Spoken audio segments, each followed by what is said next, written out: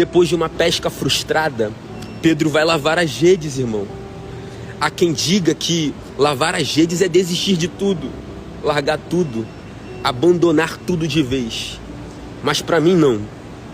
Desistir de tudo é você deixar a rede suja no local que estava, de qualquer jeito, do jeito que estava. Lavar as redes, Pedro está nos mostrando, hoje não foi bom, mas talvez amanhã será melhor. Eu vou lavar as minhas redes aqui, porque hoje eu não consegui, mas talvez semana que vem eu consiga. Até porque o meu fracasso de hoje não pode impedir a minha tentativa de amanhã. O meu fracasso do passado não pode impedir a minha tentativa próxima.